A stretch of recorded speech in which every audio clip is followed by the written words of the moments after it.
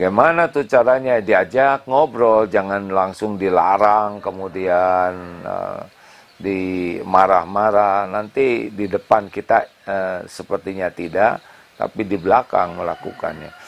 Tidak ada yang lebih pahit dari berharapnya hati kepada Allah. Allahumma aftah lana hikmataka ya Allah.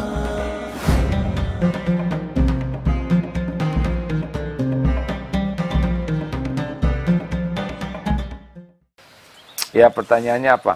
Oh ya, ini adalah suasana baru, pemandangan di Eko Pesantren 2. Seperti inilah kalau pagi ya. Lihat, Masya Allah, suara ayam berkongkorongok ya. Kemudian kebun di bawah, Masya Allah. Hari ini sedang tidak terlalu dingin. Ada kalanya sangat dingin. Pernah sampai 13 derajat ya. Untuk yang tidak mengenal salju, segitu sudah kerasa dinginnya. Ya, silakan. Pertanyaan udah masuk, Kak. Ya. Nah, bagaimana kalau sudah tergoda, mengatasinya gimana itu? Udah mengatasi solusinya? Iklan barusan. Ada iklan. Oh, Ustaz Dadan. Bagaimana kalau sudah tergoda? Ya sudah begini. Harus banyak tobat ya. Wah, itu susah ya. Kalau gini, mata itu menjajah. Jadi kalau udah lihat, kemudian kebayang-bayang terus, dia akan menjajah. Dan tidak ada gunanya sama sekali kecuali membuat kita jadi nafsu, jadi syahwat, jadi bebal. Udah hilanglah nikmatnya sholat, nikmatnya doa, nikmatnya zikrullah, nikmatnya baca Quran. Hilang. Nah, caranya gimana kalau udah terlanjur ini ya? Nah, harus tobat ya. Setiap kali ingat itu istighfar.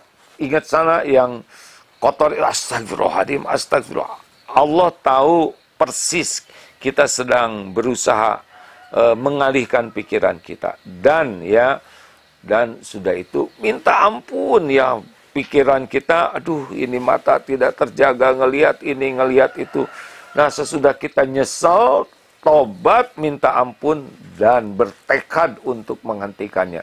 Jangan masuk ke wilayah itu. Misal ya, kita ke jalan itu bakal ketemu dia, misal begitu.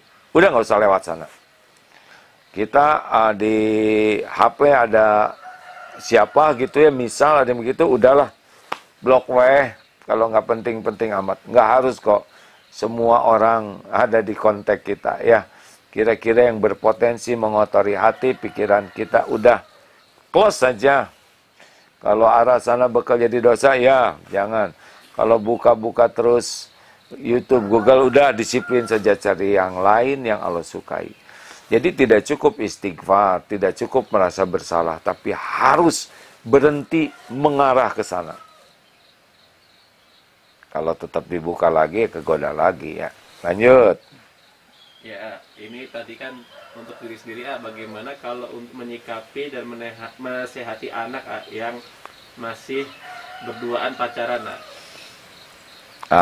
Itu kalau orang berduaan pacaran, kan kemarin sudah disampaikan. Berduaan di tempat tertutup yang tidak diketahui orang. Atau berduaan di tempat terbuka, tapi di padang pasir, ya nggak ada siapa-siapa ya. Tapi saya berduaannya di tempat yang banyak orang, tapi di bioskop ya, yang sama-sama punya kesibukan masing-masing. Tidak boleh ya. Nah, yang ketiganya setan. Atau kalau saya nungguin anak saya, setannya saya, bukan begitu. Usahakan, kalau udah punya pacar ini memang harus dibantu ya, karena akan mendominasi pikiran seseorang. Kalau sedang sekolah, sedang kuliah, itu waktunya akan fokusnya menjadi susah. Menghafal Quran, punya pacar, kecenderungannya tidak bisa betul ya, ruhiyahnya nggak akan didapat.